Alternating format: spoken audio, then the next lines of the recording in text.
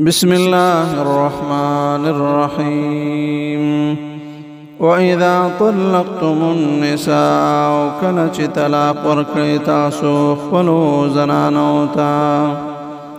فبلغنا بیا ورسیږي دوی اجلهن عدت خپل ته فامسكوهن نو وساتئ دوی بمعروف په ښه طریقې سره یعنی په خپل نکاح کې وساتئ او سرحوهن او یا پرېږدئ بمعروف په ښه طریقې سره رخصت ورکړئ ولا تمسكوهن او مه حصاروئ دوی ضرارا دپاره د ضرر رسولو لتعتدوا د پاره چې تاسو زیاتی وکړئ په دوی باندې ومن يفعل لو چا چې وکړو ذلک دا کار فقد ظلم نو یقینا هغه ظلم کو نفسه په خپل ځان باندې ولا تتخذوا او منسئ مگنئی آیات اللہ آیاتنا دا اللہ حضوا ٹوکے واذکروا نعمت اللہ او یاد کئی نعمت دا اللہ علیکم پخپل زانو باندے وما انزل او حغت چی نازل کردی اللہ علیکم تاسودا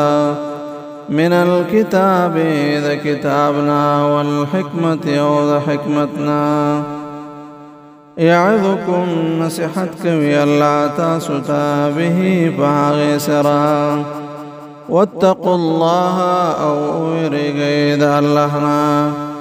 واعلموا وقوه شيئا ان الله تبشك الله بكل شيء عليم فهر سبان دي كپوهدا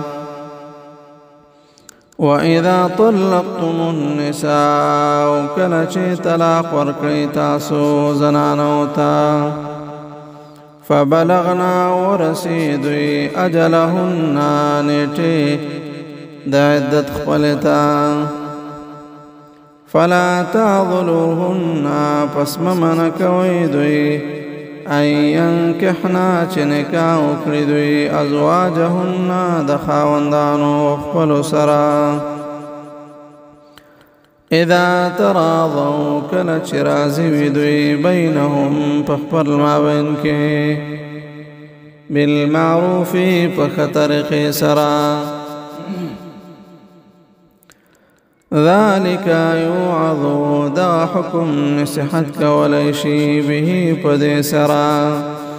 من كان منكم هغه چاته چې وي ستاسو نه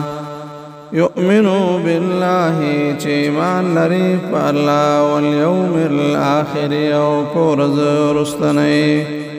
ذالکم دا طریقه ازکا لکم ډیر پاکیزه ده ستاسو دپاره واطهر او ډیر صفا ده